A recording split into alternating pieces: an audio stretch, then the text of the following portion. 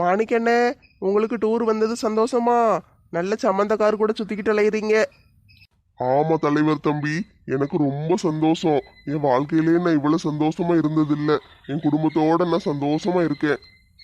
மற்ற குடும்பத்திட்டலாம் பல்ல காட்டி காட்டி பேசுவாரு, என்கிட்ட மட்டும்தான் எரிஞ்சு எரிஞ்சு உழுவாரு. இவன் நல்ல காப்பி போட்டு கொடுத்தா நான் எதுக்கு எரிஞ்சு எரிஞ்சு உள்ள போறேன்? கீறுக்கச்சி. சரி மாணிக்கண்ணே, போய் நல்ல அரண்மனையை சுற்றி பாருங்க. பார்த்து முடிச்சுட்டு நம்ம இன்னைக்கு ராத்திரி தான் வெளியே போகணும். அது வரைக்கும் உள்ளே சுற்றி பார்க்க நிறைய இடம் இருக்கு, போய் பாருங்க. தலைவரே, அரண்மனைன்னா அந்த காலத்தில் ராஜா ராணி தங்கியிருந்த வீடு தானே. வீட்டில் என்னது இருக்க போகுது சுற்றி பார்க்க? ஏமா உள்ளே போய் பாருமா, தெரியும். 340 ரூம் இருக்கு, 25 ஏக்கரில் கட்டியிருக்காங்க. சுற்றி பார்த்துட்டு வெளியே வர்றதுக்கே ராத்திரி ஆயிரும். போய் நல்லா பார்த்துட்டு வந்து பிறவு சொல்லு. ஏம்மா, 340 ரூமா? அவ்வளோ ரூமை எப்படி கட்டினாங்க? ஒரு ராஜாக்கும் ராணிக்கும் எதுக்கு 340 ரூமு? யாத்தாடி, 340 ரூமை தொடச்சி எடுக்கிறதுக்கே 30 நாள் ஆகும் போல. அதெல்லாம் வேலைக்காரங்க எந்நேரமும் தொடச்சிக்கிட்டே இருப்பாங்கக்கா. சரி, போய் சுற்றி பாருங்க. நான் எல்லா குடும்பத்தையும் அனுப்பி விட்டு வாரேன். ஏங்க, நானும் மைசூர் அரண்மனையை சுற்றி பார்க்கணுன்னு ரொம்ப நாளாக நினச்சிக்கிட்டு இருந்தேன். இன்னைக்கு தான் கனவு பழிச்சிருக்கு. ஆமா கனகா, எனக்கும் ரொம்ப ஆசையா தான் இருந்துச்சு. சரி, இன்னைக்கு எப்படியோ வந்துட்டோம். இன்னைக்கு நல்லா சுத்தி பார்த்துட்டு போயிடணும். சரி மாமா, அத்தை, சித்தப்பா, சித்தி எல்லாரும் உள்ள போவோமா? சரி மாப்பிள்ள, போவோம். எனக்கு கிடைச்ச மாப்பிள்ள தங்கமான மாப்பிள்ள. இது மாதிரி யாருக்குமே கிடைக்க மாட்டாங்க. அவ்வளவு நல்ல மாப்பிள்ள கிடைச்சிருக்காரு. போதும் உங்க மாப்பிள்ளை புராணம். உள்ள போங்க, போய் சுற்றி பார்த்துட்டு வர்ற வழியை பாருங்க. என் நேரமும் மாப்பிள்ளை மாப்பிள்ளை மாப்பிள்ளைன்னு உயிரை விடுதாரு. அவர் கொடுத்து வச்சவர் டீ, அதனால அவருக்கு நல்ல மாப்பிள்ளை கிடைச்சிருக்காரு. ஏன், உங்களுக்கு தான் நல்ல மாப்பிள்ளை கிடைச்சிருக்காரு? அவர் நல்ல மாப்பிள்ளையா இல்லையான்னு போக போக தானே தெரியும். சரி சரி, அடுத்த ஆளுக்கு முன்னால ஏன் மருமவனை குறை சொல்லாதீங்க, போங்க. சரி மாப்பிள்ள, வாங்க நம்ம போவோம். சரி மாமா. ராணியக்கா, காப்பி எதுவும் போட்டு ஃப்ளாஸ்கில் கொண்டு வந்திருந்தீங்கன்னா நம்ம தலைவருக்கு ஊற்றி கொடுங்க. என்னது காப்பியா? ஏம்மா, நான் நல்லா இருக்கிறது உனக்கு பிடிக்கலையா? நேட்டம்மா வா, நம்ம போவோம். ஐ, அப்படி ஒரு ஐடியா இருக்குல்ல.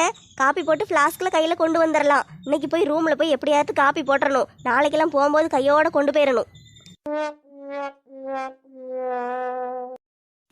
அடியே பனி பெண்ணே, இங்க வந்து நில்லு. ஒரு மகாராணி இங்க தனியா உட்கார்ந்துகிட்டு இருக்கே, எனக்கு காத்து வீசாம நீ எங்கடி போற?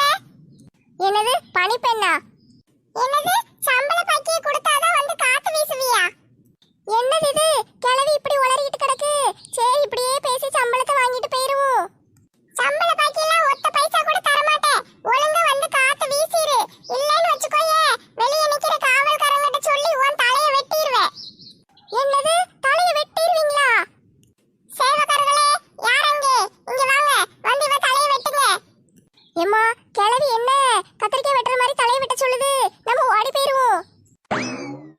தப்பிச்சு போயிட்டாலே, இப்ப நான் யாரு தலைய வெட்ட? சரி, யாராட்டு வருவாங்க. மகாராணினா சும்மாவா? பாத்திமா, இங்க பாத்தியா? இதுதான் ராணியோட ரூமு. நல்லா இருக்குல்ல? ரூம் நல்லதா இருக்கு, ஆனா எனக்கு கொஞ்சம் கூட பிடிக்கல. எதுக்கு உனக்கு பிடிக்கல? நம்ம வீட்ல நல்ல கரப்பாம்பூச்சி நிறைய இருக்கும், ஒட்டடெல்லாம் பிடிச்சிருக்கும், எலி நிறைய ஓடும். இங்க அதெல்லாம் ஒண்ணுமே இல்லையே, சுத்தமா வச்சிருக்காங்க. எனக்கு சுத்தமா இருந்தா பிடிக்காதுன்னு உங்களுக்கு தெரியும்ல.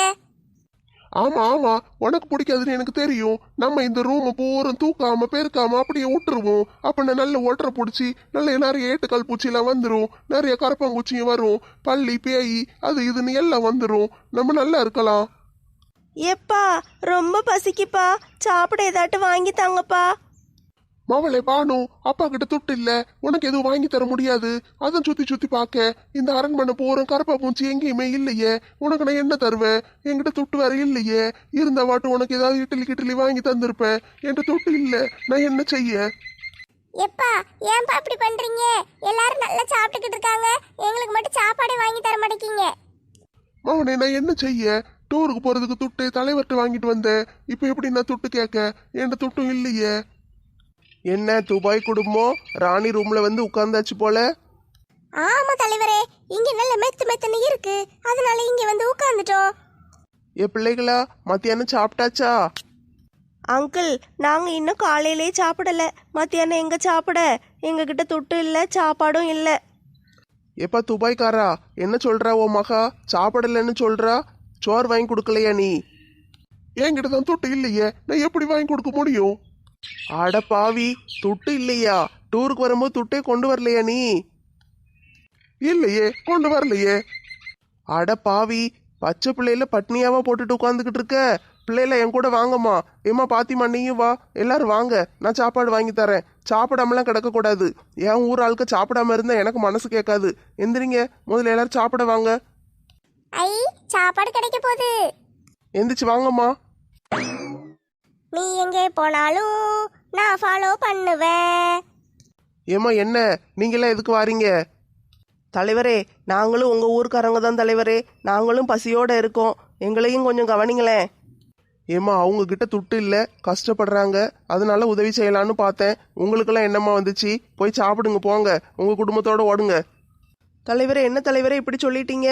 உங்கள் ஊருக்காரங்க நாங்கள், எங்கள் மேலே கொஞ்சம் கூட உங்களுக்கு பாசமே இல்லையா? மயக்கமாக வருது தலைவரே, பசி வயிற்று கிள்ளுது. பசி மயக்கத்தில் நான் எங்கேயாவது உளுந்துருவேன் போல. இப்படி பசியில் இருக்கும்போது என்னைய விட்டுட்டு நீங்கள் எப்படி சாப்பிட தனியாக போகலாம்? எங்கனையும் கூட்டு போங்க தலைவரே. ஆமாம் தலைவரே, இங்கே ரூமாக சுற்றி கால் கையெல்லாம் வலிச்சு போயிட்டு பசி மயக்கத்தில் நான் என்ன செய்வேன்னு எனக்கே தெரியல. திடீர்னு உங்களையே கடிச்சு வச்சாலும் வச்சிருவேன் தலைவரே.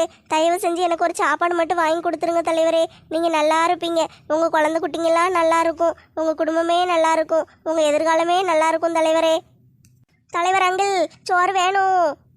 அழுது தொலைக்காதீங்கம்மா, சோறு வாங்கி தாரேன், வந்து தொலைங்க. தலைவர் நல்லா ஏமாந்துட்டாரு, நம்மளுக்கு இன்னைக்கு நல்ல வேட்டை தான். ஆமாக்கா ஆமாம், அங்கே ஒரு இடத்துல பிரியாணி கிண்டுற வாசம் வந்துச்சு. வாங்க போய் இன்னைக்கு ஒரு பொடி பிடிச்சிருவோம். எப்பா அரண்மனையா இது? எத்தா தண்டிக்கு இருக்கு? சுற்றி அலைஞ்சு காலு கையெல்லாம் வலிச்சு போச்சு. 340 ரூம் இருக்கான். இத்தனை ரூம் எதுக்கு கட்டி வைக்கானுங்க? நம்மளுக்கு நடக்க முடியுதா, கொண்டாட முடியுதா? இடுப்பு கை காலெல்லாம் வலிக்கி செத்த கண் அசருவோம். ஐ இங்க ஒரு மாடி இருக்கு, இது மேலே ஏறி போனா ஜாலியா இருக்கும். எம்மா பிசாசு போட்டு என்னை அமுக்கிட்டே. ஐ இந்த பக்கம் தான் நல்ல பிரியாணி வாசம் வருது.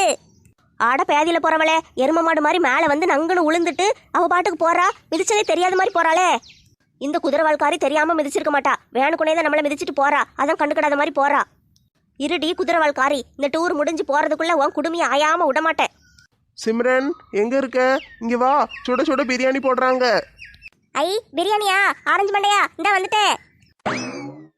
இவளுக்கு ஒரு கேடு வரமாட்டேக்கே, என் அவன் பின்னாடியே சுத்திக்கிட்டு அலையிறா. இருடி வாரேன், இன்னைக்கு நீ எப்படி பிரியாணி திங்கன்னு பாக்க. பிரியாணியில பேதி மாத்திரையை கலந்து விடுதேன் பாரு. ஏம்மா இடுப்பு வலிக்கின்னு உட்கார்ந்த, காலையே ஏறி எரும மாடு மாதிரி மிதிச்சிட்டு போயிட்டாலே. குட்டச்சி மாதிரி கிடக்கா, என்ன மிதிக்கா? அரண்மனையா இது? எத்தா தண்டி இருக்கு. ஹோட்டலே எவ்வளவு பெருசா கட்டி வச்சிருக்காங்க. எம்மா எப்படித்தான் கட்டினாங்களோம்மா, எவ்வளவு துட்டு செலவாயிருக்கும். மருமகளே, சேகர் எங்கம்மா போனா? மாமா சாப்பிட ஏதாட்டும் வாங்கிட்டு வரேன்ட்டு போயிருக்காரு. சரிம்மா.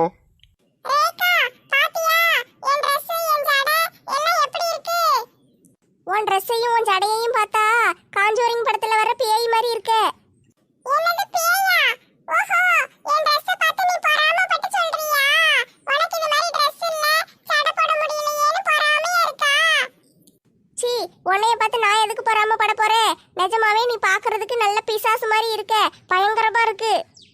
என்ன இவ இப்படி சொல்லிட்டா? பொறாமப்படுவான்னு பார்த்தா நம்மள பார்த்து பிசாசு மாதிரி இருக்கேன்னு சொல்லிட்டாளே.